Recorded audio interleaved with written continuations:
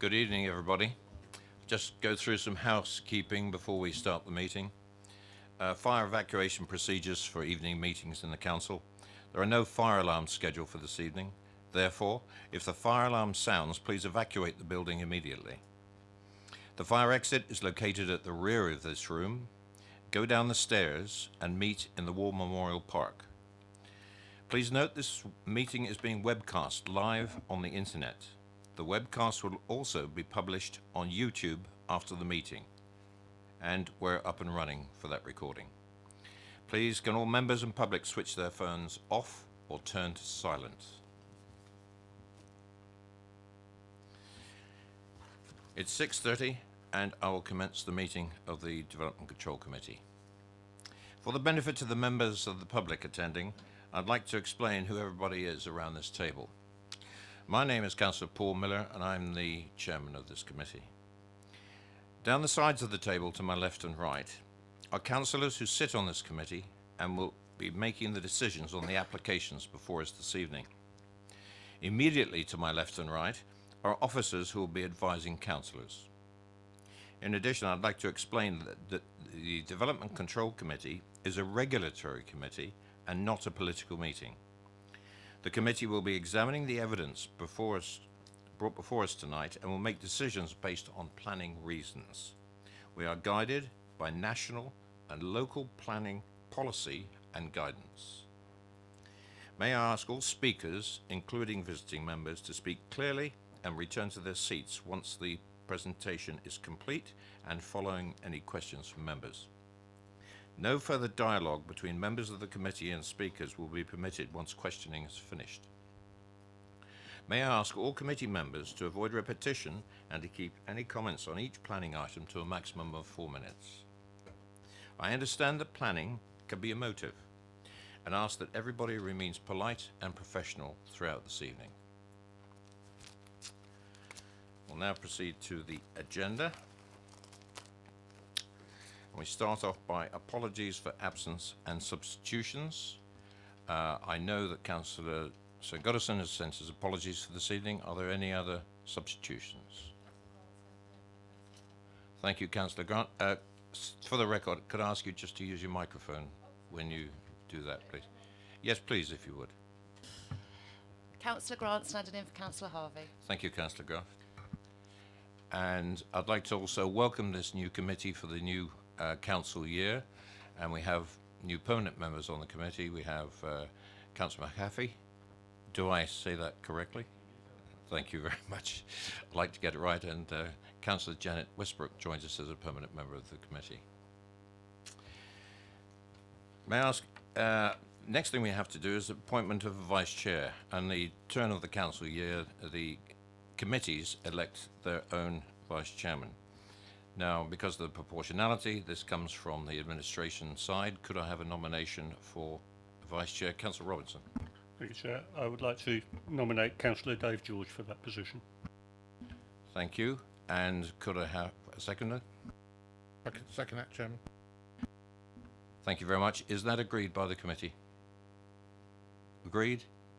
Thank you very much. Councillor George, if I could ask you to come and take your seat, please.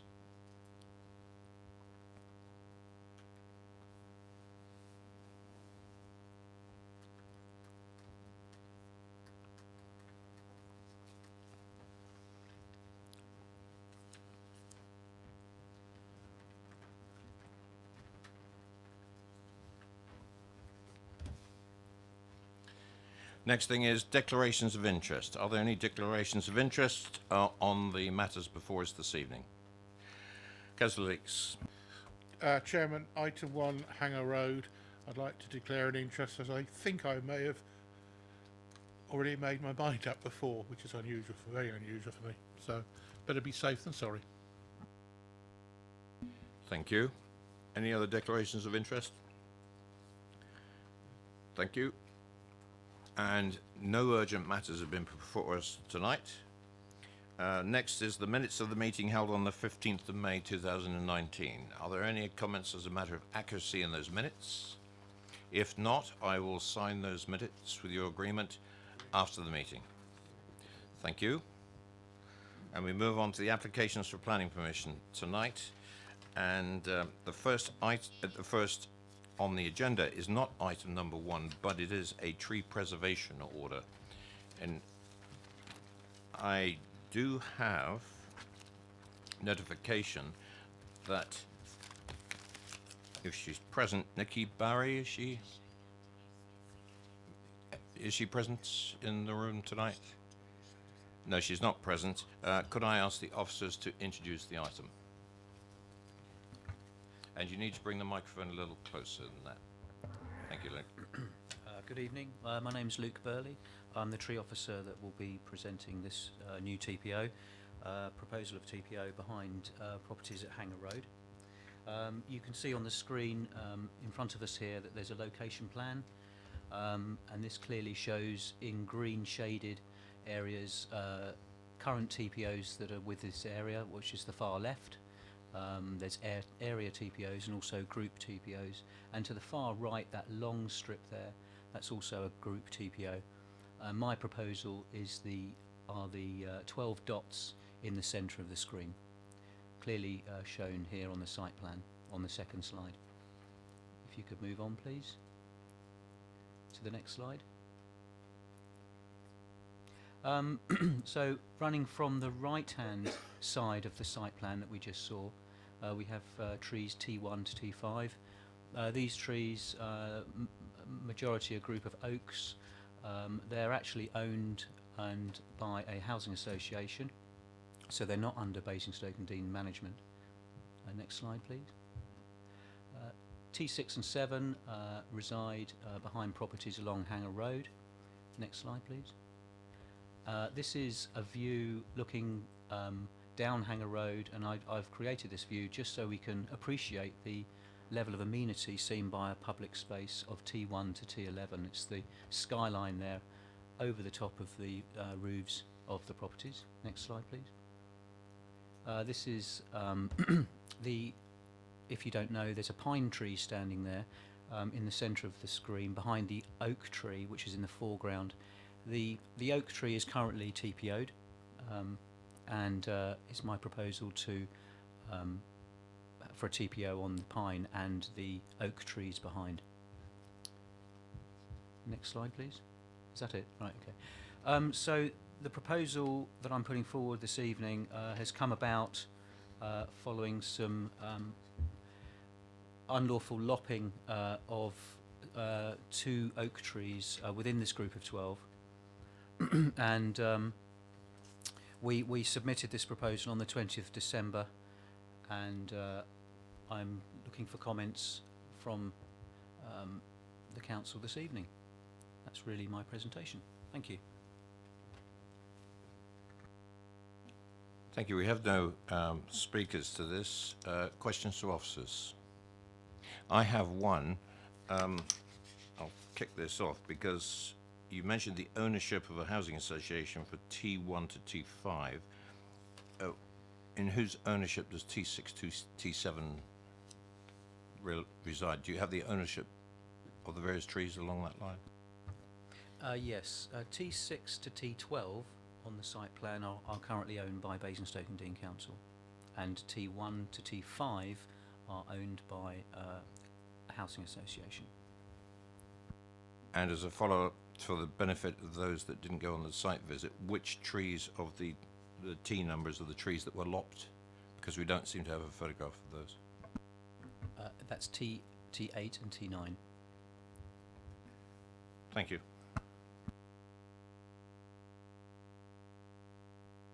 Any other questions to officers? Debate? Councillor Woodbury.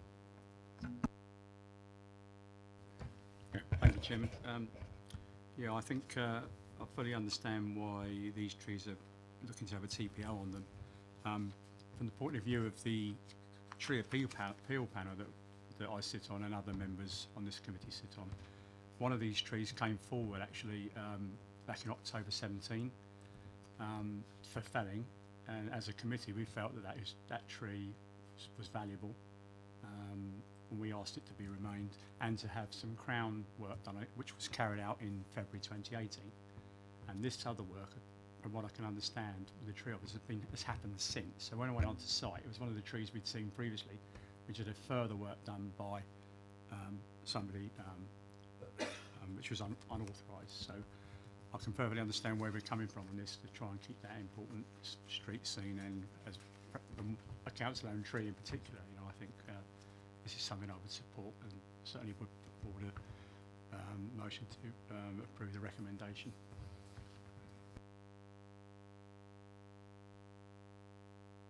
Anybody else contribute to this? Councillor Mahaffey? Mr. Chairman, I recall from the site visit that there was discussion about the historic relevance of this in terms of them being a boundary. Does that have a current relevance? Current relevance, a little bit unclear what you mean by that. Just Yeah, we're is- into debate, is it- Councillor.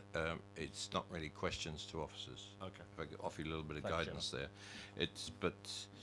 Yeah, okay. I'll contribute to the debate because, and in fact, it's connected to your question. I think the historical part of this is important, bearing in mind the officer's recommendation for the TPOs, because it is the original boundary between Reading and Basingstoke. It's a county boundary line. As has been observed already, that official tree work has taken place, but controlled as per the tree panel. That's the whole point of the tree panel. If somebody wants to undertake work on trees, it's done in a controlled manner with the agreement of the tree officers. And it's very unfortunate that these two lopped trees, they may have been done by a professional, I don't know for any certainty, but it looks as if somebody's just taken a chainsaw and just gone horizontally through them without any consideration as to the treatment of the trees, bearing in mind they're oaks and they're of considerable age in their growth. And I think I would support what Councillor Westbrook said, and we apply the tree preservation orders as presented in the application. Are you thinking of putting a motion to this, Councillor Westbrook? You did? I did. Then I will certainly second it. And is there any more for debate? Been moved and seconded that we approve the tree preservation orders. All those in favour?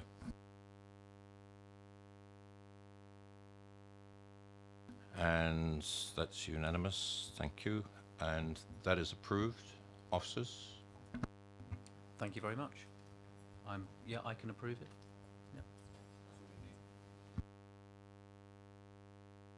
Right, move on to item number 1.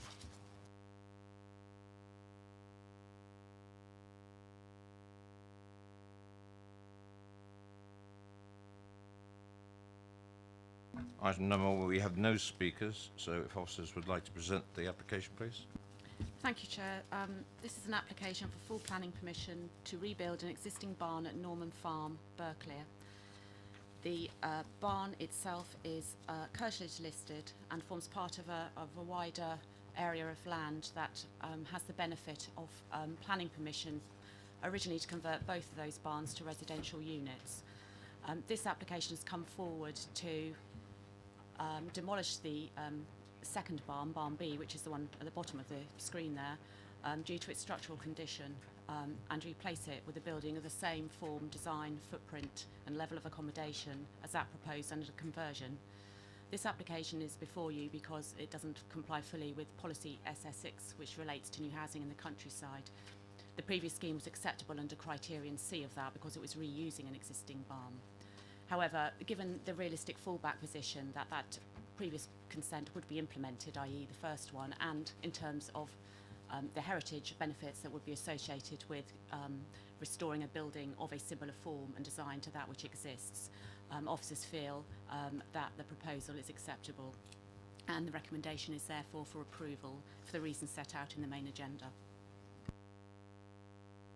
I'd just like to add that this is in association with item number 2, which is the listed building consent that goes with this.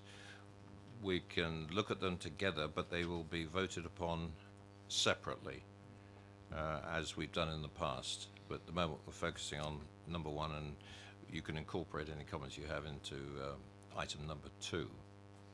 Questions to officers? No? Then I'll go straight to debate, please, members. I'll kick it off again. This is, I think, a very good example of the officers looking very realistically at this application. And I know SS6 tends to come up for a lot of debate and soul searching sometimes, but this, I think, is this is a good example of balance that comes along with the various elements of SS6. There is a fallback position, but I think this one, this particular application, sees that the benefit of the replacement building would actually enhance the application, enhance the whole setting of these particular structures. Without the angst that we've gone through in SS6, I see this as a very positive proposal for the whole area, and I've got no problem with supporting it. Is there anybody else who would like to contribute to this? Councillor Robinson. I'd just like to move the recommendation. Thank you. Thank you, Councillor Robinson. And Councillor George. Thank you. Just a real comment here that obviously the applicant has really gone out of the way to make it look like a barn, and the replacement item looks very professional and in keeping with the setting. And if we're going to come up with basically something which has a similar look to it, but much more structurally sound, I would say that it's a good thing and should be supported. Do I take that as a seconder to the motion? You do. Thank you. This is for item number 1. It's been properly moved and seconded for approval. All those in favour? That's unanimous. Thank you. Officers? The application is approved subject to the expiry of the publicity period as per the recommendation there and the conditions set out in the main agenda. Thank you. We're going to quickly flip over to item number 2, which is the listed building consents, and it's going to be introduced by the officers. Thank you, Chair. I just wanted to with specific regard to the listed building consent application, that just to point out, the report does acknowledge that there will be some harm, obviously, through the loss of historic fabric. However, that the benefits of the proposal as a whole would outweigh that less than substantial harm that will be caused, and the recommendation for approval is set out with various conditions within the main agenda. Any questions to the officers on the LBC? Nope. As a debate, I think it goes in hand with the application. And Councillor Robinson? Move the recommendation again. Thank you. Councillor Leeks is seconding that. Moved and seconded for approval for item number 2 on the agenda. All those in favour? Thank you. That's approved. Officers? Thank you. Listed building consent is approved. Thank you very much. Item number 3, this is Farley Hassex. And if I could ask Mr. Harradine to come forward, please.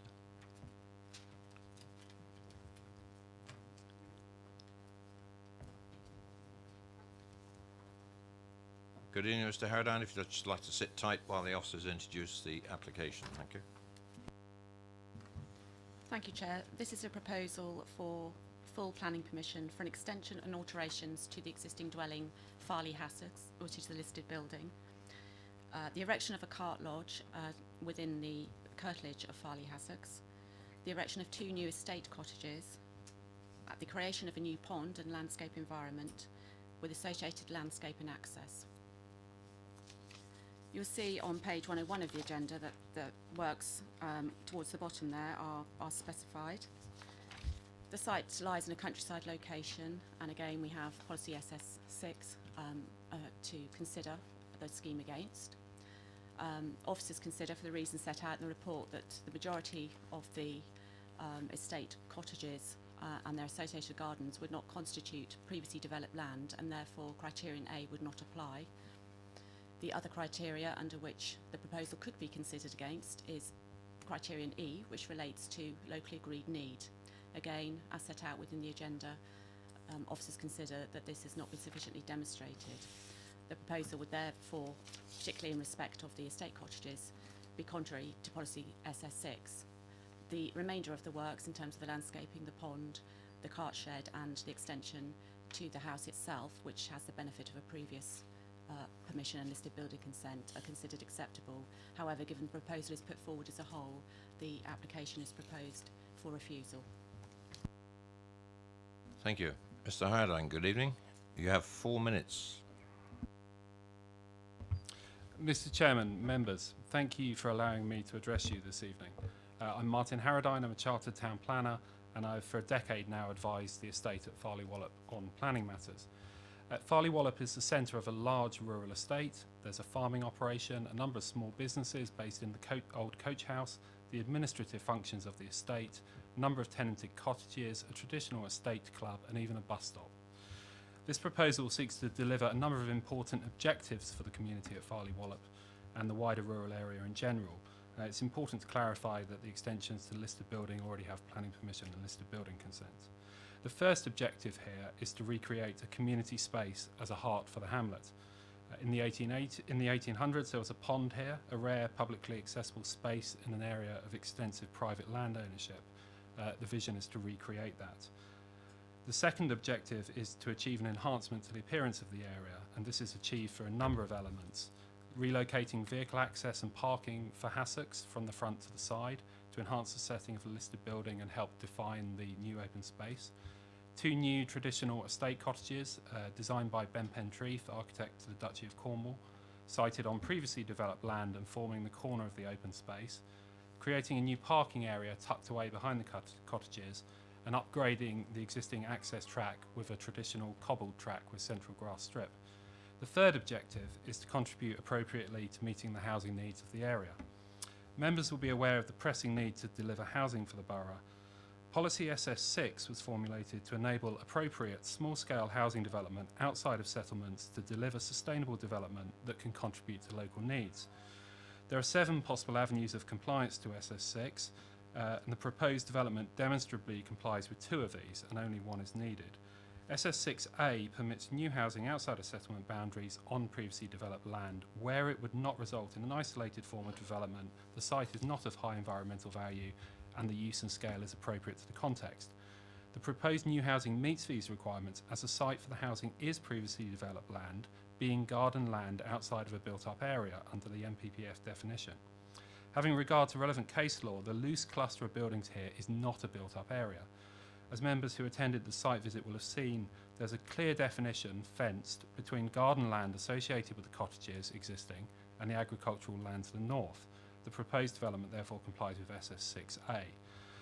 SS6E relates to residential proposals of a scale and type that meet a locally agreed need. The applicant has provided detailed evidence for a long waiting list for estate housing for rental, with the greatest demand being for 2 and 3 bedroom properties. The proposed cottages would directly meet that requirement and provide much needed smaller properties for rental in a rural area dominated by larger dwellings, unaffordable to many young families or couples. Members will note there have been no objections from the Parish Council, members of the public, statutory consultees, the tree team, the biodiversity officer, highways officer or landscape officer. I don't think I've ever had a proposed development here that the landscape officer has not objected to. A clear indication that this proposal is the right form of development in the right place. The ward member, also portfolio holder for planning, supports the proposals and specifically on the policy SS6 issue has stated on page 99 the report pack. You have half a minute. The proposals for new cottages will enhance this small community and provide much needed homes that will make the community viable for the future. And I hope you'll hear from Councillor Raphael in a minute. The proposed development complies with the local plan, complies with the MPPF, represents sustainable development, and I urge members to support it and the important benefits it will deliver. Thank you. Thank you, Mr. Hardine. Members, Any questions on fact to the speaker? No questions at all? Thank you very much. Councillor Raffel?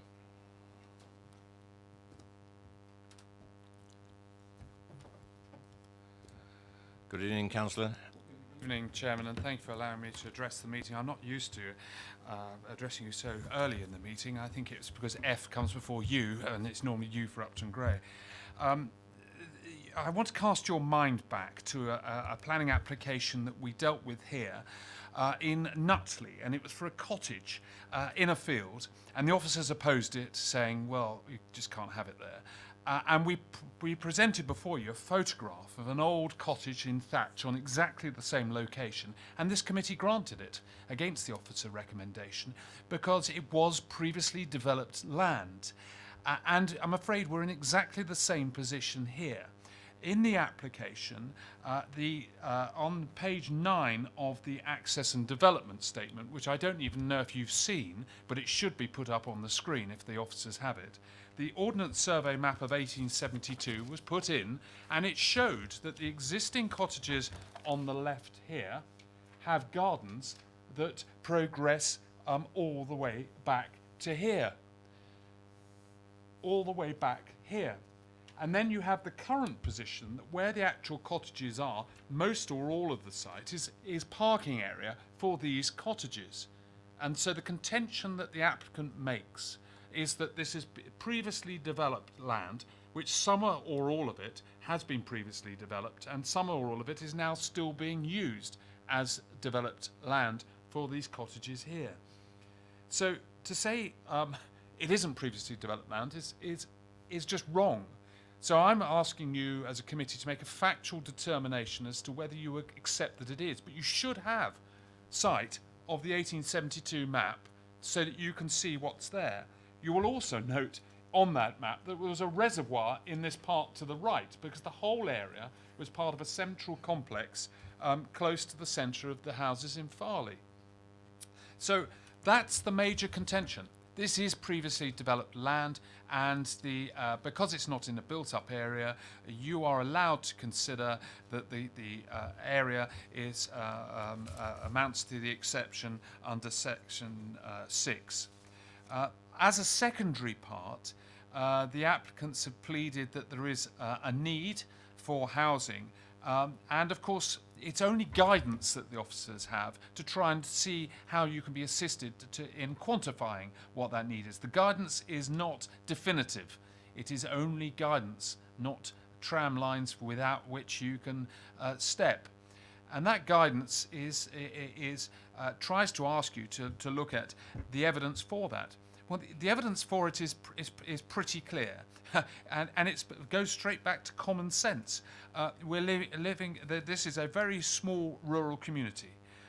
The applicants state that there are people who want to live in those cottages who undoubtedly will contribute to that rural community. You have 1 minute. And its sustainability.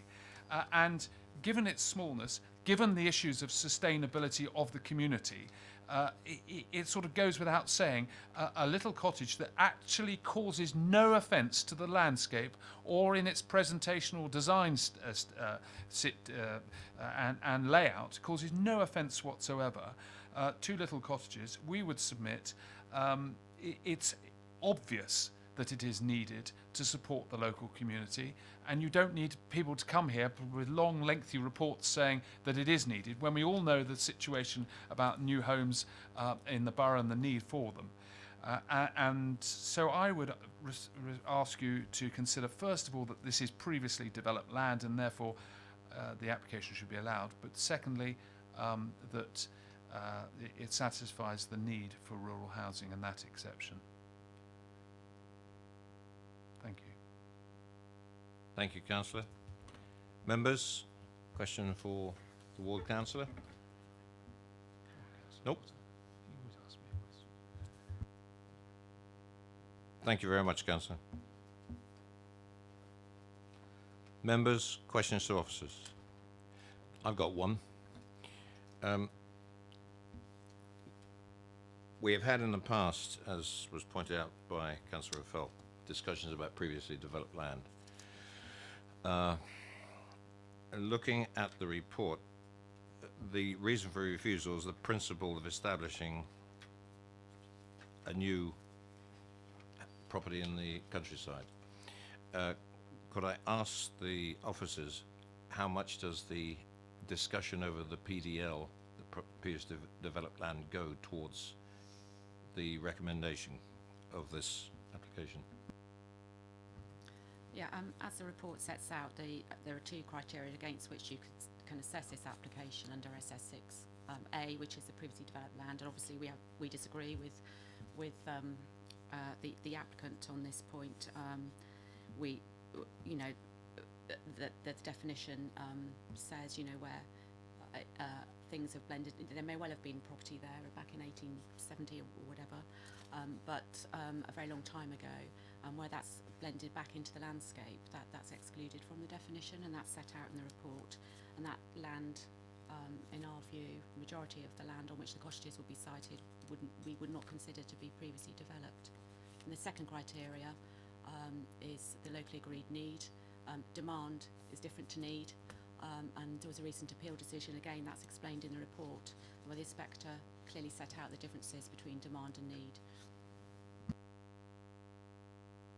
Thank you very much. Any more questions to officers on this application? Debate?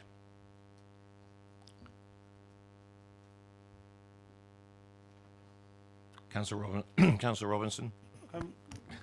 I'd really like to support it because I think this is a good idea. But I am struggling to come up with a reason to overturn the officer's recommendation. And really it all comes down to how much of this is in previously developed land, how much of it is out of previously developed land, and if it's out of the previously developed land, how much of that land was developed at some point but isn't now. So it all comes down to those things, and I'm really struggling. I'd like to support it, somebody give me the reasons and I'll put my hand up, but I really cannot give you enough reasons to recommend it. Thank you. Councillor Potter? Mine's a similar commentary, I think, really to Councillor Robinson. Obviously, in terms of my historical, record on these sorts of things, but in fairness, I think the report is well written. I look for compelling reasons to say the officers have got this wrong, and I can find none. I think that the arguments around previously developed land by the applicant and others is not sustainable, certainly from what I've read and from what we saw. And obviously in terms of recent case law in regard to the definitions of locally agreed need, I don't think that is satisfied, hasn't been satisfied, and therefore I support the officer's view that this application should be refused. Any more to the debate? I have to say, from my point of view, I sympathise with Councillor Potter's and Councillor Robinson's views. It's to me, it looked. How can I put this in layman's terms? Going to the site, it looked ripe for development. To sympathetically add 2 cottages in that particular area, and I feel very reluctant to have to go along with the officer's views. You're absolutely right, Councillor Potter. The report is quite correct in what it says. It would be desirable, I think, to say to the applicant, well, yes, it makes sense. However, we have case law against us, and that is something that, as a local planning authority, we have to consider very carefully. And I reluctantly will have to go along with the officer's recommendation. Any more for debate on this one? Councillor?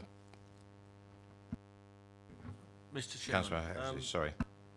forgive me, this probably represents my my newness to the Development Committee.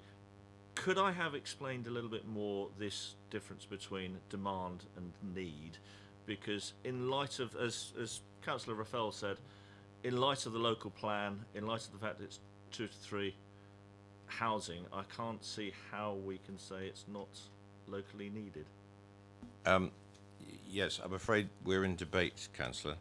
There has, and it's, let's put it this way, there's been recent case law identified over this particular subject in other parts of the country. And this is one thing we have to consider. If you look at the SS6 in our policies for the local plan, I won't dwell on this very long. There is supporting text to that to how to identify need. Demand, I don't think we need to go very far from all the publicity we receive from central government about the need for housing. Yeah, that's a given, absolute given. But the case law actually came down on the side of defining need and demand. And that's what we have to take account of. And that, a lot of sympathy goes out to the applicant, to the ward councillor, that the demand is there. Unfortunately, in terms of the case law that's been established, the need has not been identified in those terms. And it's a subtle difference, but I'm just taking time out to explain that. Anyone else? No? Well, I'm going to move this from the chair for the officer's recommendation. Do I have a seconder? Councillor Potter. All those in favour of the officer's recommendation? Thank you. And The application is refused for the reasons set out in the agenda. thank you. And we move on to item number 4.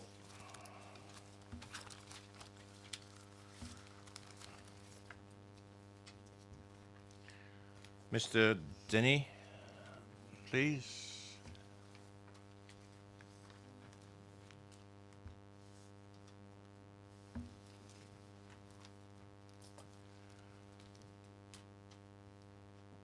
Good evening, Mr. Denny. If you'd just like to sit tight, we'll introduce the application. Officers. Thank you, Chair.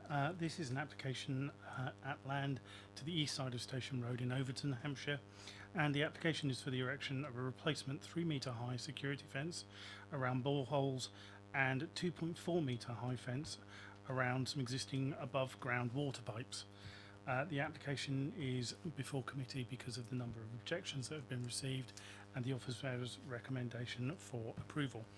As a footnote on the update, members will note that pre-commencement conditions that were suggested in the report have now been agreed with the applicant with regard to this item, and so there's no need for any delay in that regard. Thank you. Mr. Didini, you have 4 minutes. The microphone switches on the bottom of the base of the microphone there. And we will time you. Thank you. Mr. Chairman, members, I'm agent for Portals de la Rue, who own Overton Mill. Overton Mill has been in production producing banknote paper since the 1930s. The boreholes, I believe, were sunk around that time, and they supply water to the paper-making process, which is an integral part of the paper-making process. The existing boreholes have a 2.7 metre high security fence around them. It is now decaying and aged. It is galvanized, rusting, and is unsightly.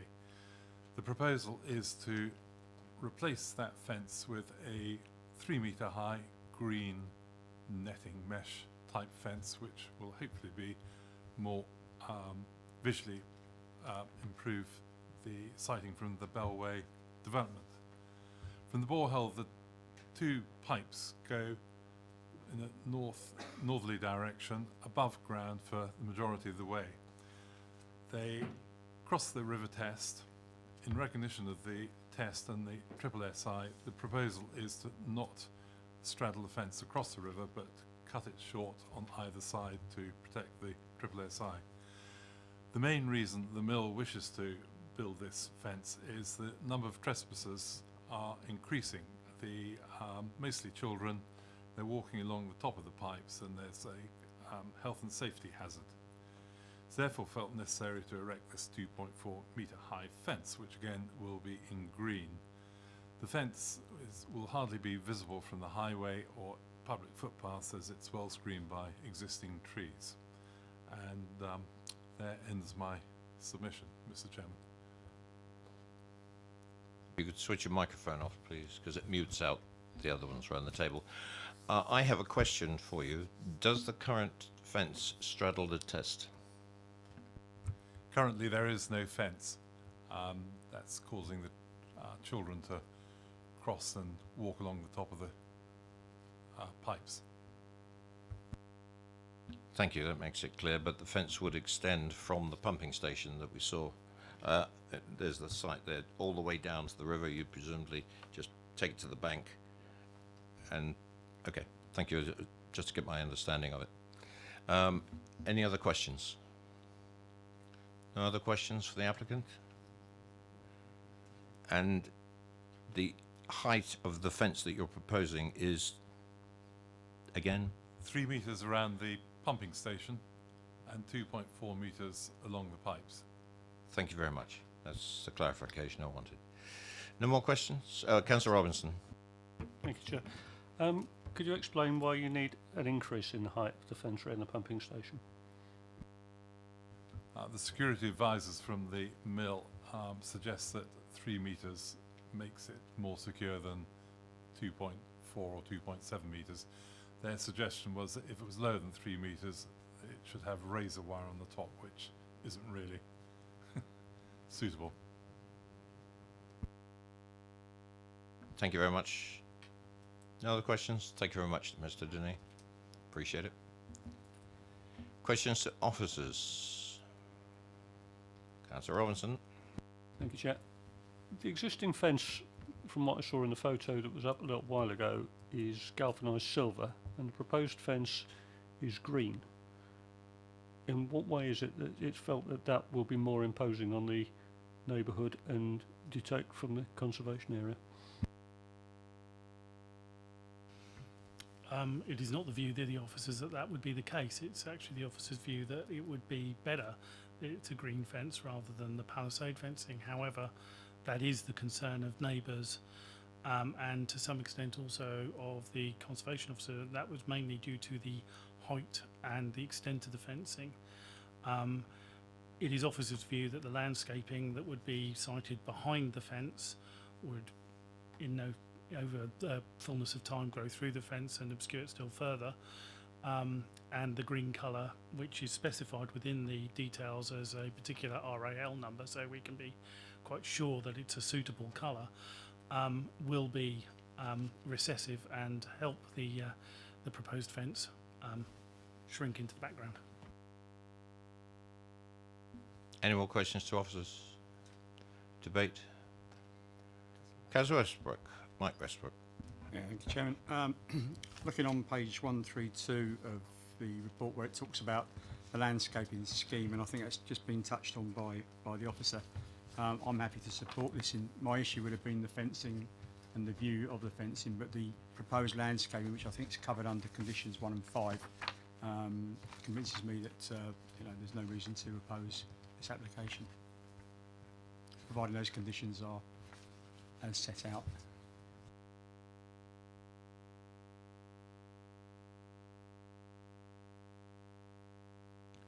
Councillor Leeks. I'm happy to move the recommendation. Do I have a seconder? Councillor Robinson.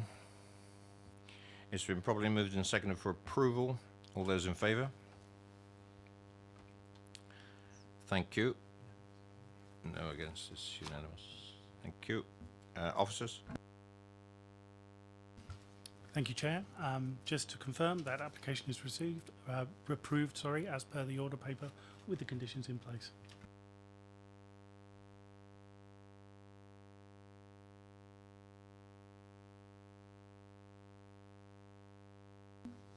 Mr. Fleming and Mr. Hextall, please.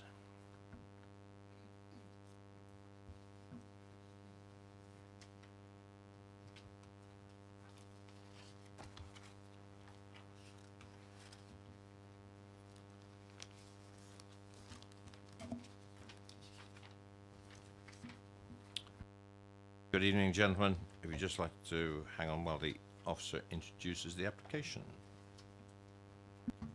Thank you, Chair. Item 5 is for the erection of a 4-number bedroom dwelling house at Broadmead Barn, North End Road, North End. Members have had the benefit of a site viewing. The update paper has printed in full the first refusal reason. There was some issue with printing which blocked out some of the text. Also for clarity, the dimensions of the existing building, the ridge height is set out.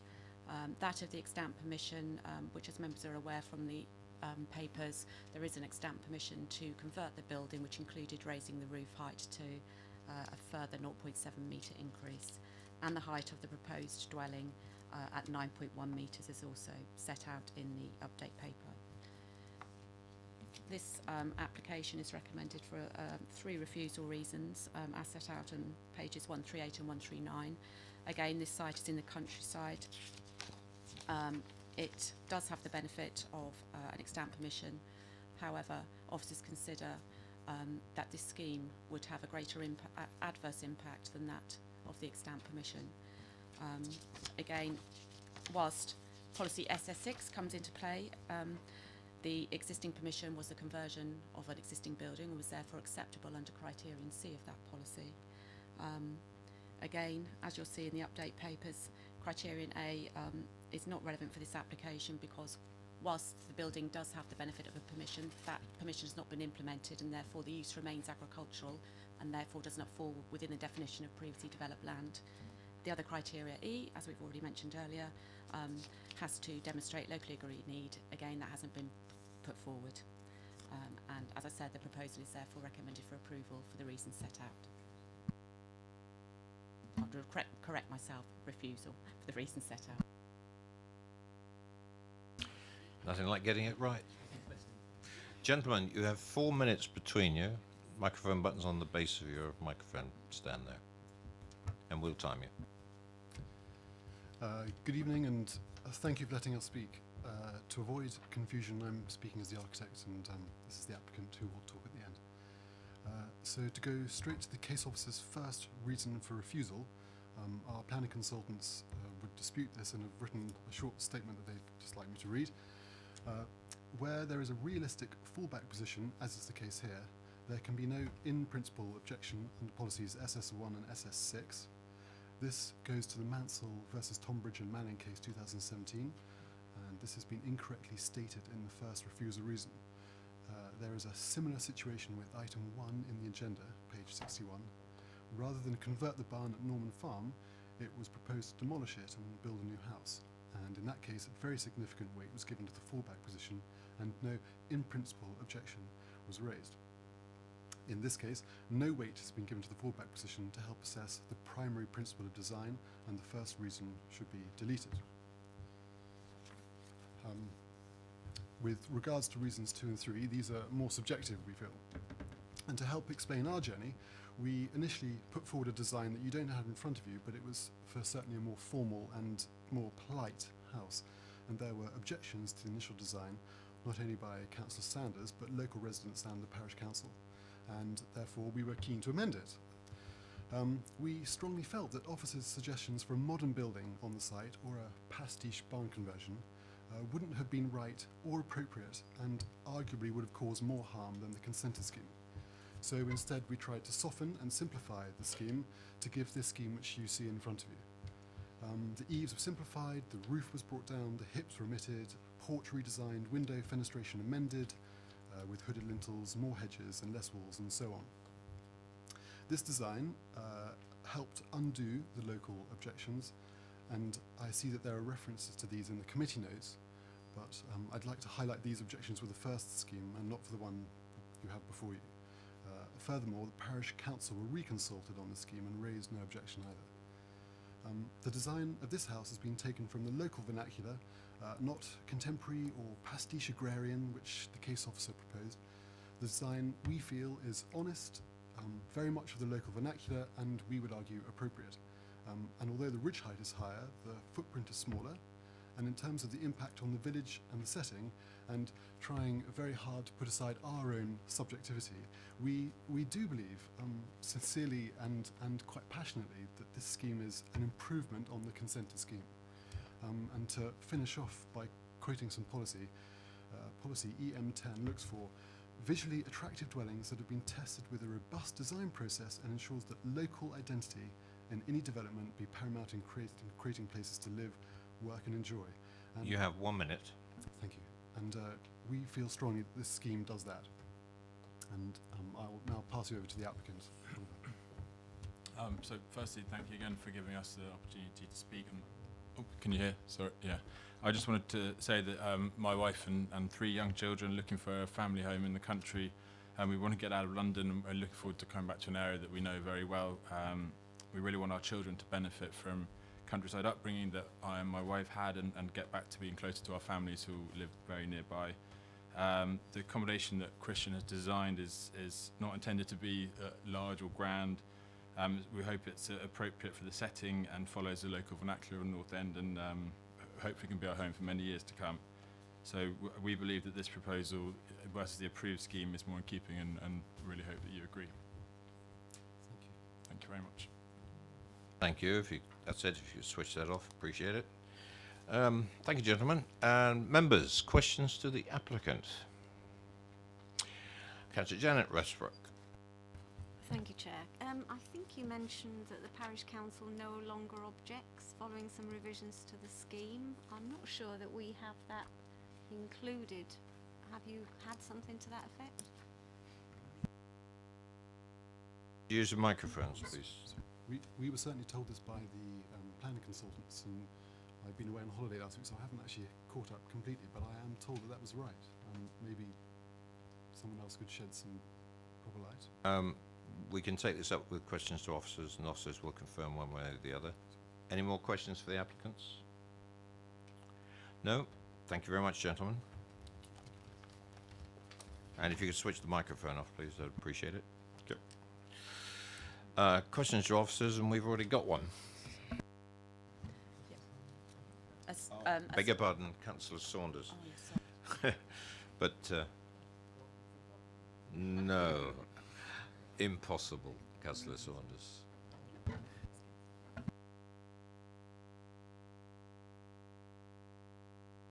You have 4 minutes. Thank you very much, Chair. Good evening, members. Permission was granted by this committee in December 2017 for the conversion of Broadmead Barn to residential. The principle of residential dwelling on this site is therefore well established and should not be in question, despite the rather tortuous argument that because it hasn't actually been initiated, it is not a piece of developed land. We have to have consistency in our approach. The barn, as those of you who went to see it on site will have seen, is not a barn. It's actually a green shed with a corrugated tin roof, which was described in 2017 by the officer as of limited architectural value. The 2017 approved proposal clads the barn in timber, replaces some of the corrugated sheeting, adds a few openings and raises the roof height, but it remains a shed of limited architectural value. The latest proposal seeks to replace the shed with a purpose-built residential building that removes an eyesore in favour of a structure that is in keeping with its rural surroundings, in tune with local village and Hampshire vernacular, and which will enhance the current environment. The footprint of the proposed dwelling is actually slightly smaller than the shed and is moved back away from the footpath to reduce its impact on the surrounding area. It cannot therefore be considered that its scale and bulk would dominate the site compared to the already approved conversion.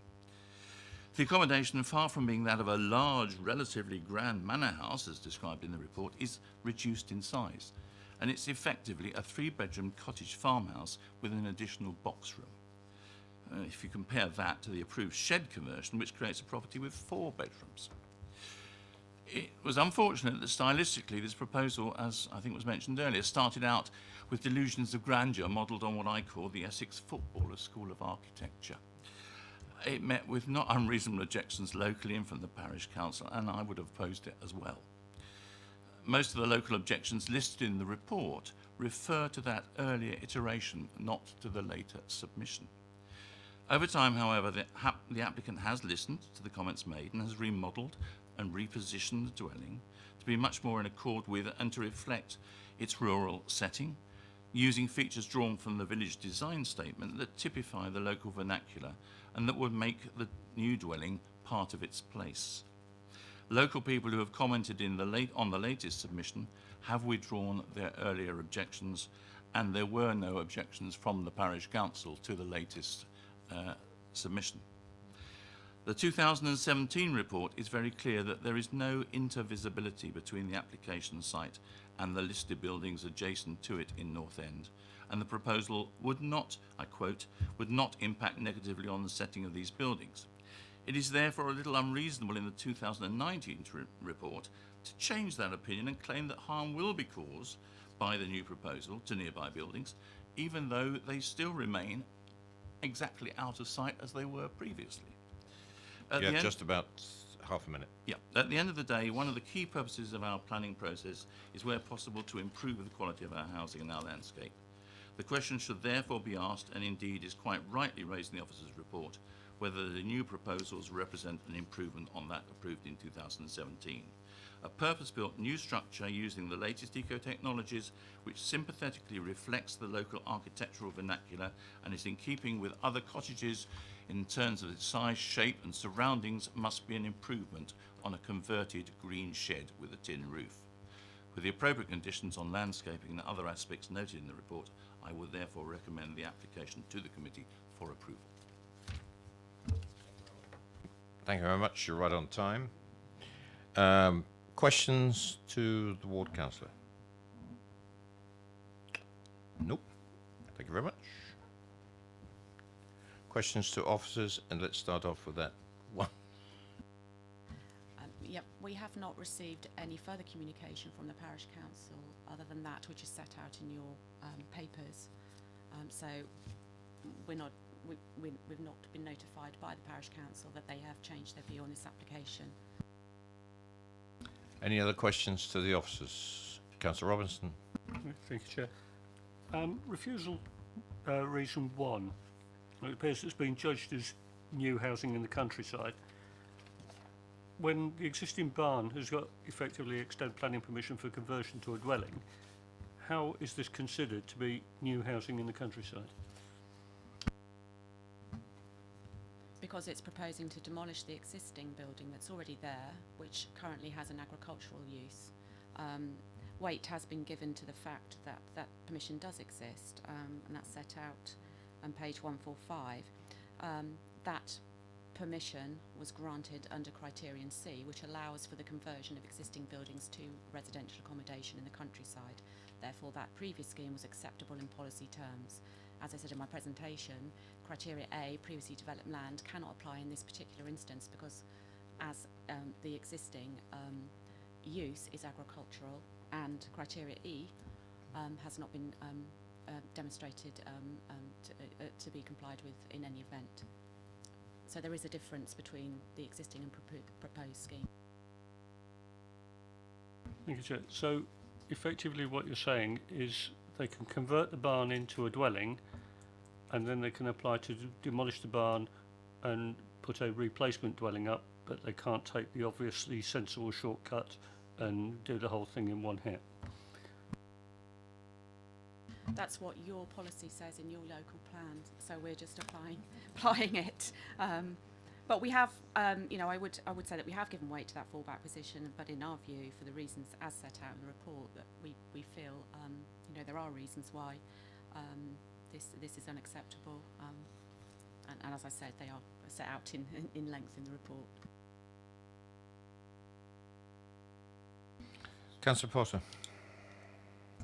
I'm sure I'll be told if I've missed it and should have asked it before, Chair, but Councillor Sanders asserts that the proposed house is smaller than the barn conversion in terms of footprint. Is he right on that? We've put up Councillor Potter on the screen on the previous slide, please. Hayley, the footprint one. Yeah. There's a red outline Yeah. that has been put on by the officers. Site plan. Well, just bear with us. It was there a minute ago, so it's just coming. No. No. That one. No, it's just come up. So then we've also Can we have a bit of a brief here? The red line is this application. So- Can we have this so- decrypted, please? Yeah. So the red outline is the barn, and the proposal is the shaded brown, orange, black. Let me. I can't even put my pen on. Shall I go up there and Yeah, sort if of you can, go- Trev, that would be really helpful.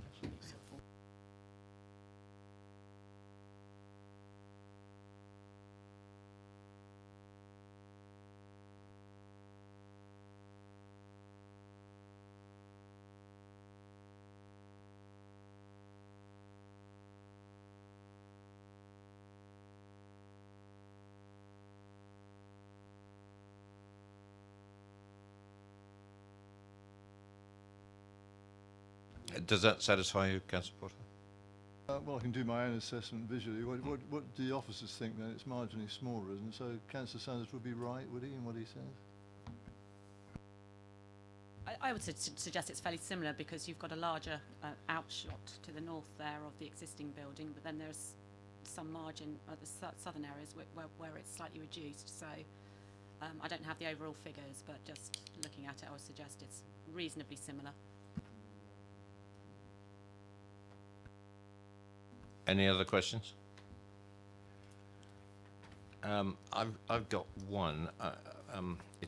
I'd like to put it as a question. It's to do with the policy on SS6E, which you quoted. The small-scale residential proposals scale and type are met to a low degree, provided that it's well related to policy would not. So we satisfy 9, E9, do we not? I'll read it out yeah. And 10, the development will respect the quality of the local landscape. Yeah, sorry, there are two stages to the. Sorry, Councillor, there are two stages to the first part of E. Small-scale residential proposals, i.e., fewer than 5, so that it would meet that first test. But the second part of E is that it would meet a locally agreed need. You then move, if it does meet either one of those, you then move into those next set of criteria. However, if the first part isn't satisfied, then you don't need to assess the application against that. And we're suggesting that the second part has not been met. Thank you. Any other questions to officers? Debate? Councillor Robinson. Thank you, Chair. We had one very, very similar to this a couple of years ago. I can't remember exactly where it was, but I'm fairly sure it was in Councillor Raffell's ward. It was exactly the same situation where a barn had extant planning permission under permitted development to be demolished or to be converted to a dwelling, and then they applied to do the shortcut, as I phrased it earlier, treating it as previously developed land. And I think these two policies have to be read logically together. I'm sure the officers are right, they're not the same, but you can convert this barn into a dwelling. You can then immediately apply to demolish it because it's previously developed land. Well, that's a nonsense, it really is. It's an extremely ugly barn. It's an absolute blot on the landscape as it is. And the proposal, I think it is marginally smaller, it's very close. It's certainly vastly more desirable. It's been designed, very traditional design. And as Councillor Sanders said, I remember being there on Friday, it's pretty well invisible. It's incredibly well screened. So I think we should take the fact that it has permitted development to be converted, and once it is converted, it will have become previously developed land, and we should allow the shortcut and get a very, very ugly building taken out of the countryside and replaced with a very, very desirable dwelling that's doing absolutely nobody any harm whatsoever. And on that basis, I recommend approval. Thank you. Thank you, Councillor. If there's probably be a little bit more discussion on this, can you prepare your reasons for approval, please? Is there any more for debate? Councillor Potter, thank you. I mean, I've said it so many times, it's boring, I know really, but the sort of attempts to be consistent in regard to SS6, which the officer quite rightly reminds us all the time is of your own making, councillors, is really quite difficult, isn't it, really? But there's no doubt in regard to this particular application, if we look at what we would, I think, want in good planning terms to be on this site, as against what clearly could be provided under the extant approval, which again was made, I think, in good faith, having regard to the situation that faced us then. Going around the table, I'm pretty confident we know what we would say, really, in regard to the proposal that's made, and I think some practical approach to this needs to be done, needs to be taken, really, even though it does fly in the face of previous comments that I've certainly made, and certainly what we've said even earlier this evening, really. But in regard to the way Councillor Robinson describes it, where you get this perverse situation regarding, you know, has there been development on the site? Well, there hasn't, but if you were to do something to the barn, there would have been, etc., but you've got to demolish that first, you know, I mean, it just seems to me that what is being proposed is not inappropriate for the site, and I'd like to think that we could find a form of words that satisfied the provisions of SS6 in a couple of parts here that allowed us to approve this application. Yes, and as an aside, and I fully appreciate the comments of officers, that's the way it's written. We are about to embark on a review of the local plan, and obviously, and because of other reasons, we're going to have to review the policies as well. It will probably be opportune to review some of the policies we're talking about this evening. Is there any other contribution for this? Nope. Councillor Rawlinson, you moved it. Councillor Potter, is that a second to the proposal? Before we take a vote, I need the reasons for, and Councillor Robinson, and conditions. We'll discuss the conditions with officers. Reason for approval is SS6A, that the land is effectively previously developed by virtue well, of... stop you there.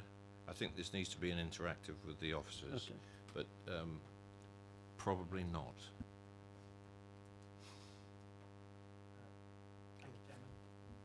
Somebody got that. Thank you, Chairman. Just to confirm, it's officers' strong advice to you that the proposal can't be in accordance with policy SS6, as policy SS6 is worded. If I could perhaps draw members' attention to the very bottom of page 145, that says the applicant has made it clear that should permission for the current application not be forthcoming, the previously consented scheme would be implemented.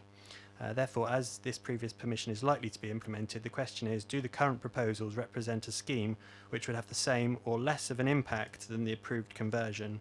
Should this be found to be the case, then there is a justifiable reason for departing from the development plan, as there would be a benefit of enabling a better scheme to be brought forward on the site. So if members are of the opinion that this is a better scheme than that was previously approved, then they can depart from the development plan on that basis as another material consideration from the local plan. Hopefully that helps members with their reason for approval. And we've got a proposer and a seconder. And is that acceptable as the only reason for approval? I take officers' advice on this. Yes, if that's members' view that this is an improvement, and I've heard from Councillor Robinson that he described the proposal as vastly more desirable, more traditional in design, well screened, and wouldn't create any harm, then yes, there's a reason for approval there, contrary to the development plan, that is suitable. Thank you. Councillor Westbrook. Mike Westbrook. Yeah, I was looking earlier at point 2 as well. I mean, I think we've got here proposed development by virtue of scale and bulk and design would represent incongruous and cramped form of development. I think by scale, bulk and design, I think from what we've seen on the footprint, I think that could be reversed anyway. That it wouldn't be by virtue of scale and bulk and design incongruous or cramped. So I think, you know, that should be in there as well, because I think it's a similar size, nothing much changes, you know, really. Right, that's been noted by officers. Any other contributions to this? No, and conditions, if this was approved, could I have those, please? Yeah, if members were minded to approve, I would suggest standard conditions in respect of implementation within a specific time period in accordance with the approved plans, a pre-commencement condition regarding materials given the site-sensitive location, hard and soft landscaping, boundary treatment, parking in accordance with our SPD standards and cycle parking provision, waste and recycling provision, foul and surface water drainage schemes, and we had responses back on that, suggesting a condition on this. Again, I'd recommend that to be a pre-commencement condition. Also a recommended condition from our environmental health team regarding land contamination given its previous agricultural use. That also to be pre-commencement. The follow-up verification land contamination to demonstrate that any mitigation measures have been complied with. A bat mitigation strategy was proposed as part of the application, so I suggest it should be in accordance with that. The tree officer had also recommended an updated arboricultural method statement and a tree protection plan. Again, I'll suggest that both of those would be pre-commencement conditions. And also, the land to the south is the sink, and the details of that are set out. So an appropriate means of boundary treatment on that boundary in particular to be pre-commencement to protect the adjoining sink, which also contains ancient woodland. Our water efficiency condition requires certain standards to be met under policy EM9. And it's also suggested that PD removal for extensions and outbuildings and hard surfacing is proposed, given again the proximity to the sink and the sensitivity around that, and then no external lighting again, given the countryside location and potential biodiversity implications. Thank you for that. No, it's necessary. It's been probably moved and seconded for approval, given the reasons for approval already noted and the conditions. All those in favour of approval? That's unanimous. Thank you, committee. And do you want to repeat that, officers, or? Yep, the application's approved for the reasons as described earlier, and the list of conditions, and within that, the pre-commencement conditions, authority to seek agreement from the applicant on those. Thank you. And move on to item number 6, Marjoram Cottage. And could I ask Mr. Cummings and Mrs. Kennelly to come forward, please?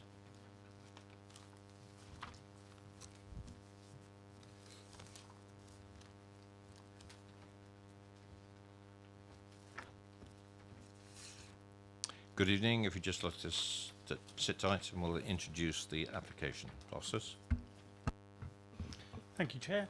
This is an application at Marjoram Cottage on Alsford Road, Preston, Candover, and the application is for a proposed erection of a single-storey side and single-storey rear extension. The application is before committee due to the number of objections received and the officer's recommendation for approval. Thank you. Good evening. You have 4 minutes between you and the buttons on the base of the microphone there. And if you are both going to speak, if you switch speakers, could you swing the microphone across? Thank you very much. Off you go. Thank you, Chairman and members, for your time today in considering our application. In promotion of our development, I'd just like to highlight a few points. We've brought the plans before you as we're aware of the restrictions and wanted to ensure that our development was in line with the surrounding locality and in keeping with our local community. Most of the houses surrounding us have had rear single-storey extensions or conservatories, and we feel that this is in keeping with that. We have respectfully listened to our neighbours' concerns and objection and have significantly downscaled our plans to reflect our neighbours' comments and concerns. This development is in line with our adjoining rear properties, and we feel that it would bring the house much more in keeping with the land that has been brought at the back of our property as our garden. On a personal note, this development will give our family much more area to live in terms of a downstairs playroom and a downstairs shower, which with 2 children that are very reasonably young will really help our family living. And I hope that you will consider our application favourably.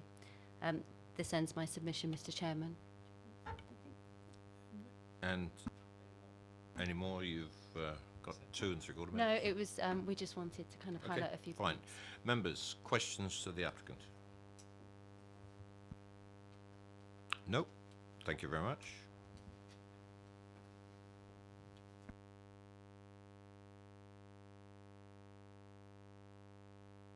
Members, questions to officers?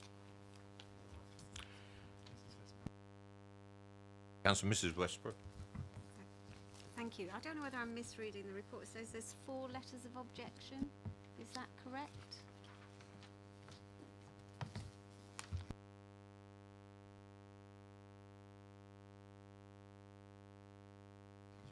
That's correct, yes. And is that the number needed to bring this to a committee normally? I thought it was more than that.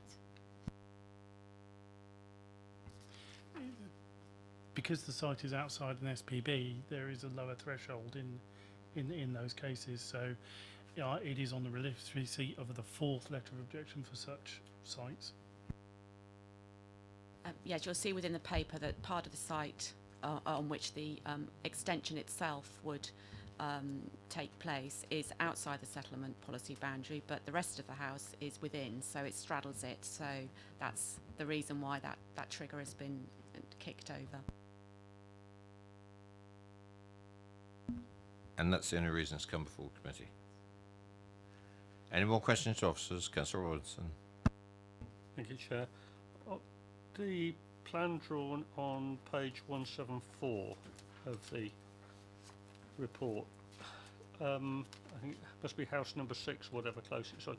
There are some numbers above that. Can you tell me what the sort of layout is there? It looks like there's some buildings immediately alongside Marjoram Cottage. I can't quite work out. And the garden to number 6 is over to the left. Can you sort of clarify the layout there? Yes, Councillor Robinson. Essentially, the numbers are actually measurements to boundaries and things like this. Number 6 is a irregularly shaped dwelling, and the 2 kind of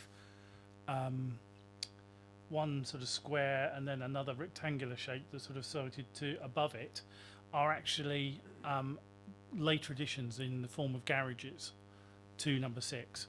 So the extension that is proposed actually sort of sits on the boundary along the back wall of number 6. There are some windows and things along that at ground floor level on number 6. Those rooms are actually, I think there's a utility room, there is a study, and I think there's a downstairs WC.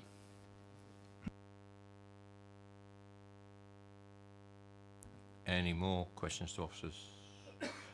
Debate? I'd like Thank- to move the recommendation, Chairman. Thank you, Councillor Leeks. Anybody else? I'll second it. And moved and seconded for approval. All those in favour? That's unanimous. Officers? Thank you, Chair. That application is approved as per the order paper. Thank you. And we move on to item number 7. And Mr. P and Mrs. E. Hull, please. Sorry. I'm sorry. Could I ask you just to sit down? Got the wrong order there. John Buckley from the Parish Council, please.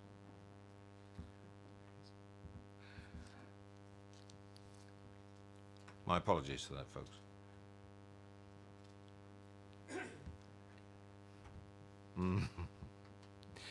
Good evening, Councillor Buckley. If you'd just like to sit tight, we'll introduce the application.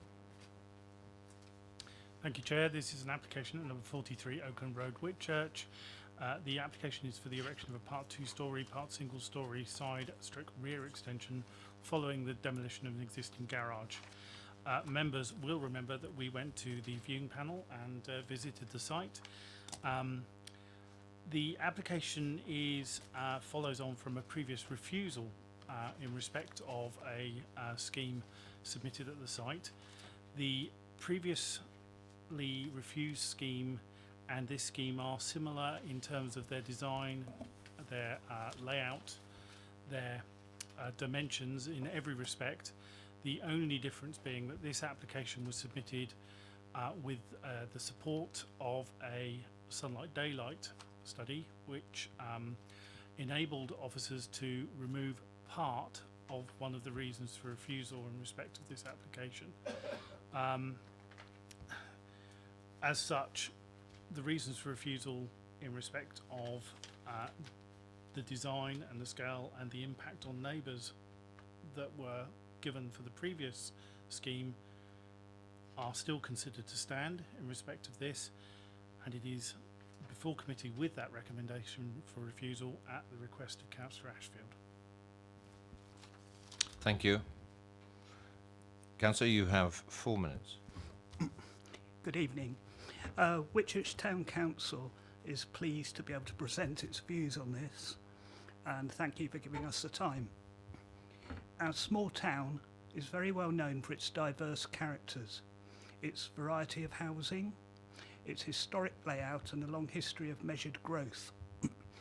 With 5 important roads meeting in the centre, it has a radial pattern to the town's central road pattern, leading to many cut-throughs and linkages, many determined by the local topography. Oakland Road is one such link, joining Newbury Street to Evingar Road, and consists of a very wide variety of houses in a very small area, ranging from large detached Victorian townhouses to small terraced cottages and more modern housing, all of different styles, sizes and characteristics. This diversity of styles is part of a town's inherent character, which it is keen to retain, as the town deals with an increasing population and its associated house building.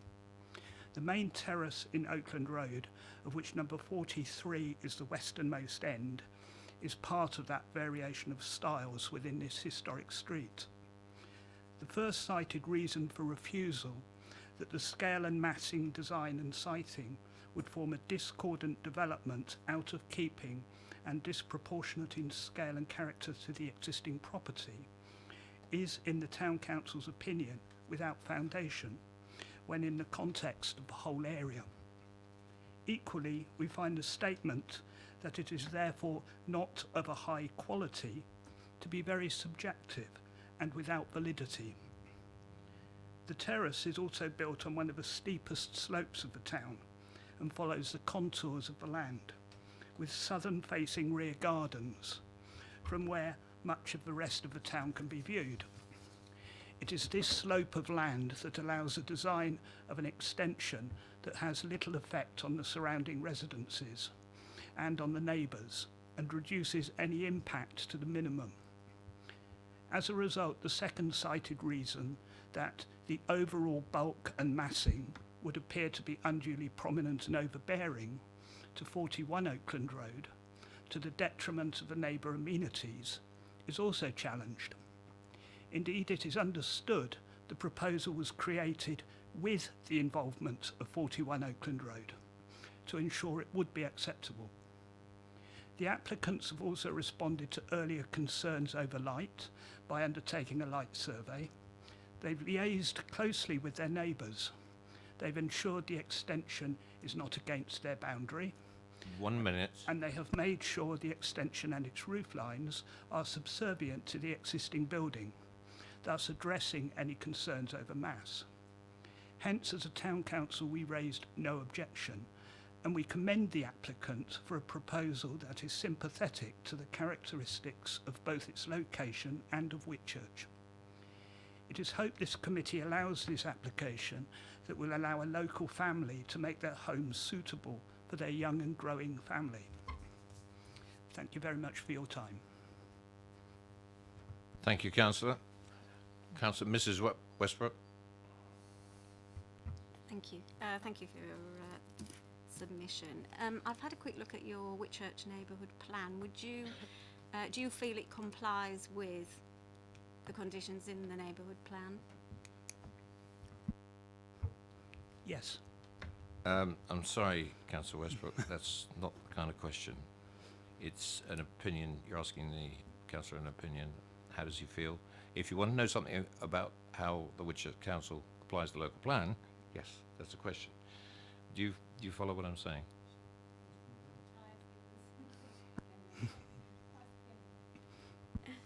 How do you feel it complies with your neighbourhood plan? No, I'm No? sorry.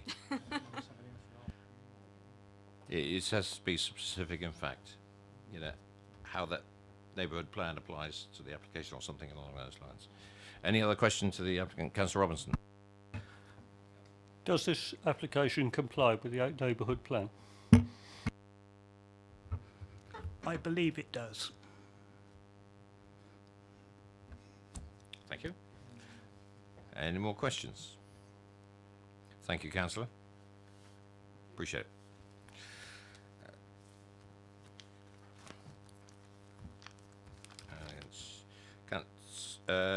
Mrs. P and Mr. E. Hole, please.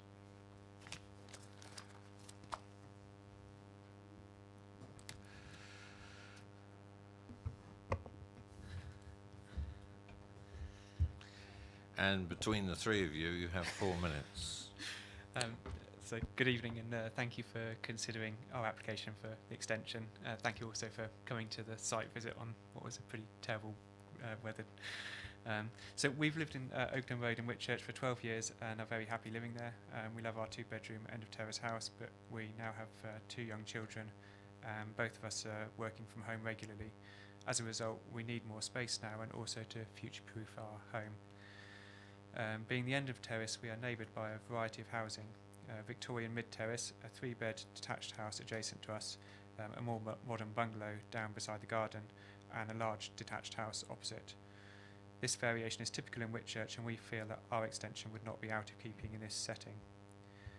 Ourselves and York Associates have put considerable thought into the extension design, as we were very keen that whilst it should give us the additional room we need, it is also important to maintain the attractive character of the house and the rest of the terrace, including following the existing building with regards to brickwork, roof finish, etc.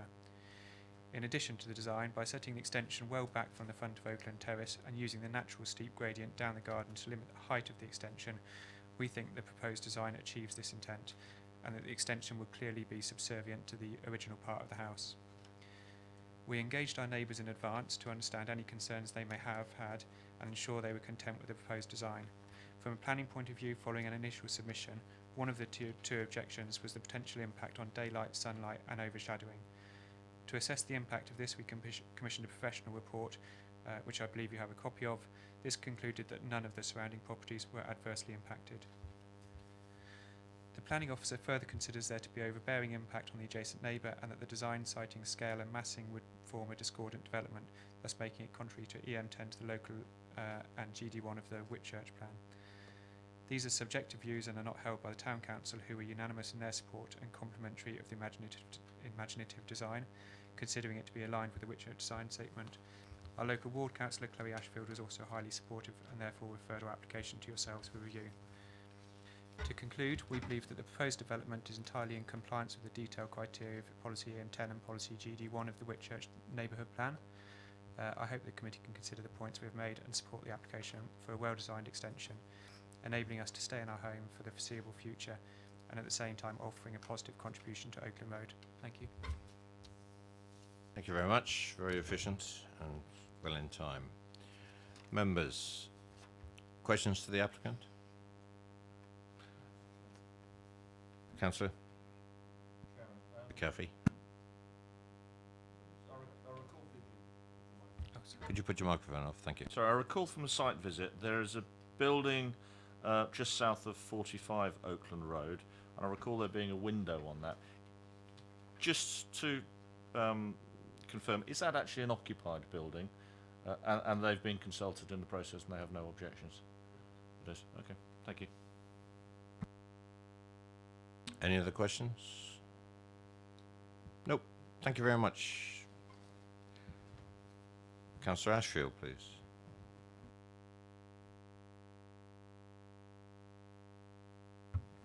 Good evening. Councillor. You have 4 minutes.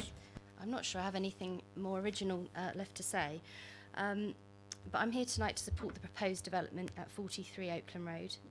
Firstly, in response to concerns from the officer that the development would be discordant, I recall the 10-minute walk I made on Friday morning from my home in the town centre. I walked past all manner of properties in varying design. Our town is varied and suits a wide spectrum of needs and tastes, and that's what we like about it. Indeed, the Whitchurch design statement describes the built environment as variable and complex. Even within a stone's throw of 43 Oakland Road itself, an end Victorian terrace is a variety of both detached and terraced properties, varying heights and proportions. Whitchurch has taken its fair share of vanilla new development in the past couple of years, and I'd like to ensure that current housing is also able to sympathetically adapt to the needs of modern families. I don't agree with the officer's comments that the proposal is not high quality. Patrick and Eleanor have lived in Whitchurch for 12 years. They approached this development project sensibly by consulting their neighbours. No objections have been received. I've personally taken opinion from a couple of neighbouring properties, including that property to the south, who very much support the proposal. The recent night report should alleviate concerns put forward by the officer regarding impact on daylight and overshadowing. Given that we also have support tonight from Whitchurch Town Council, I urge the committee to support this application. Thanks. Thank you, Councillor. Members, Ward Councillor, questions to the Ward Councillor? Nope. Thank you very much. Questions to officers? Councillor Westbrook. Yeah, I just happened to be looking through the report this afternoon. One thing struck me in relation to a comment on page 182, which talks about loss of light overshadowing. But it says it remains considered that the development would be unacceptably prominent in the outlook from this neighbour due to the 6.3 metre length and 2 storeys in height, sitting only 1.2 metres from the mutual boundary. I wonder if you could explain what you mean by the only 1.2, because we've had many of applications where we've frantically discussed about 0.9 of a metre between extensions and other properties. Also, we've had brick walls that have been built right on a border in front of somebody's window, which we've seen recently. And I just wondered how you can, the report can actually say it's only 1.2 metres, only 1.2, when we're accepting other extensions at 0.9 caps. In truth, I think that's probably a question of writing style, but the only, I think, is meant to add emphasis to the impact of the proposed development relative to the neighbour because of that proximity. And I think it's in there to try and convey the officer's concern with regard to that particular relationship. I don't think I've got anything further I can add in that regard. I would just add, obviously we're trying to put some fact into the report for you.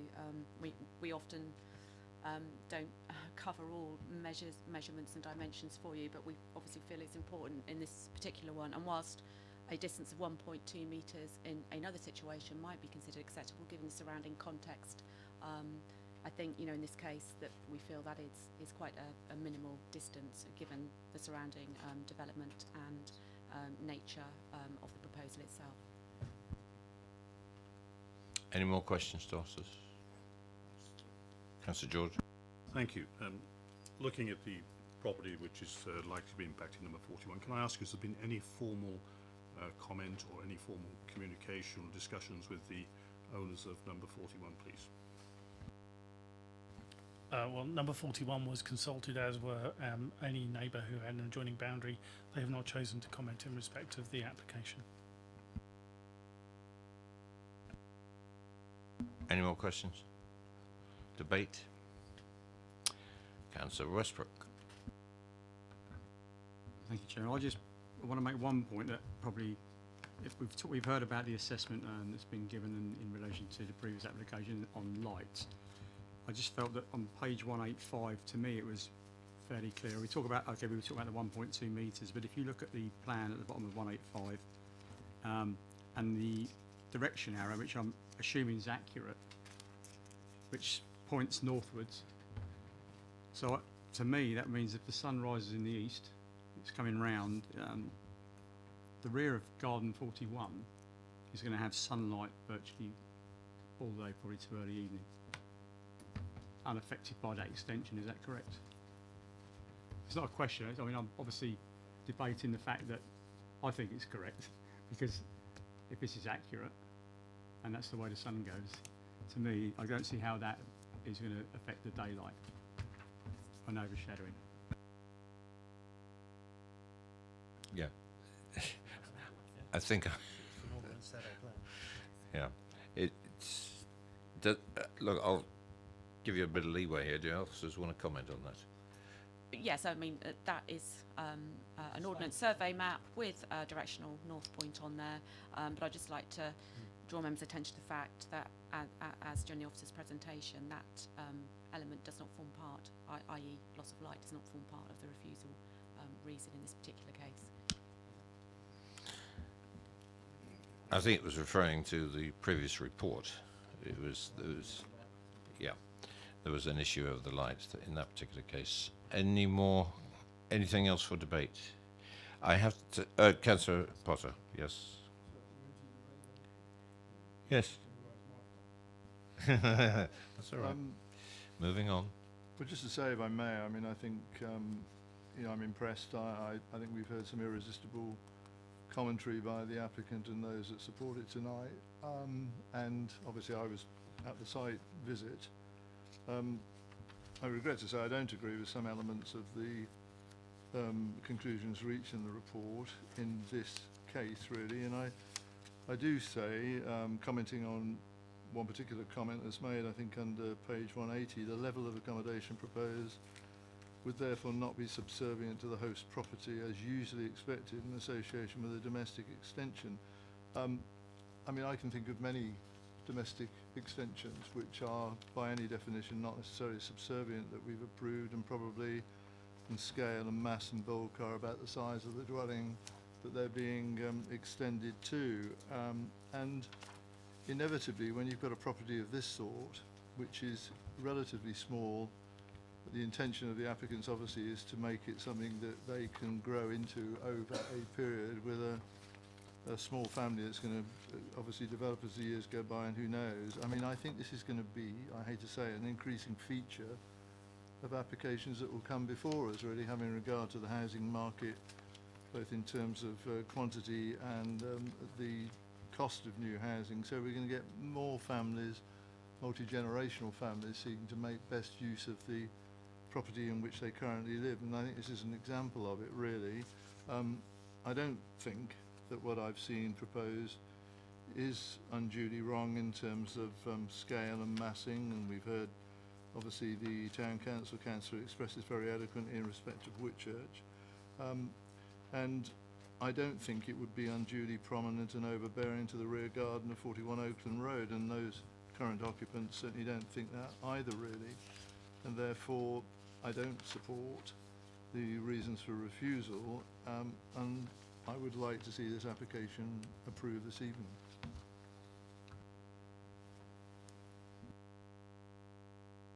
Anything else for debate?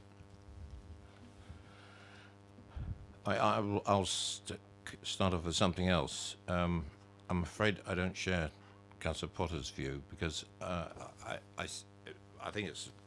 I'm going to go back to the importance of a site visit. I know it was a horrible day, with pouring of rain. We were all cowering from it. But when I walked into the back and having access to the site plans here and looking up, I felt that the design and the intention of this extension actually overcrowded the plot. That was my main concern, because it's a very narrow plot, and it was going to be adding to the bulk of the property coming back down the garden. I think the expressions used in the report about the massing, it was going to be just that. I fully understand and I sympathise with the applicants and I sympathise with the town council as well. You've got to think about expanding existing properties. And it's a very delicate judgment about how much you extend the properties to make it appropriate to the host building. And I think that's what struck me, was that this was just going too far. It could have been a more modest extension, still provide some of the facilities that would be required, but the distance when we walked in the garden and saw how far it was going to come back and how far wide it was going to be, I just felt it had just gone that much too far in terms of extending the house. That's my view. I'd like to listen to any other views that the committee might have. Councillor Robinson. Thank you, Chair. My view when I was there was very similar to yours, that we stood there and thought, my God, this is cramped. But thinking about it, a lot of that feeling of it being cramped was that we were trapped almost in an alleyway between the house and the garage. And what this extension does, it takes that alleyway and the garage away and fills the whole area with a building or an extension to the building. So that alleyway disappears, and that was what made me feel cramped. And what you'll have is a house with some space out the front and almost a blank wall extending good 2/3 of the way across the garden at the back. Well, viewed from the back, that's exactly what is happening at 41. The house is as wide as the garden. This house will be almost as wide as the garden. And I think an awful lot of that cramped feeling will actually be taken away by this. And in view of the lack of opposition from the neighbours, I'm just on the side of saying I would support this. Any more for debate? Do I have a proposer? Okay, Councillor Potter, I'll take that as a proposal. Do I have a seconder? Councillor Robinson. Before we go any further, reasons for approval. This is up for refusal currently. Councillor Potter. Well, I think in this case, Chair, I think we can do what we've done consistently in the past and reverse really the reasons for refusal in terms of quoting compliance with EM10, and well, probably that's sufficient really when we look at the main arguments for refusal in this regard relating to the development itself and the overall bulk and massing, the prominence and overbearing aspects of the adjoining property, etc. I mean, I think it's just that, Chair, really, and that we find this acceptable and in compliance with the EM10 provisions of our own plan. And I think we would say, I think consistent with what was tried to tease out earlier, probably compliance with GD1 of the Whitchurch neighbourhood plan. And if we want to quote any elements of the neighbourhood plan, we have others that I can quote as well if necessary. I've spoken with officers. They're happy with your proposal there, Councillor Potter. Thank you. It's been properly moved and seconded for approval, and conditions we will address in a minute, with the reasons for approval as stated by Councillor Potter. All those in favour of approval?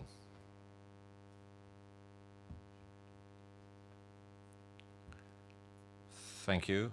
Against? And I'm abstaining. Officers for conditions? Thank you, Chair. Just 4 conditions proposed with regard to this one.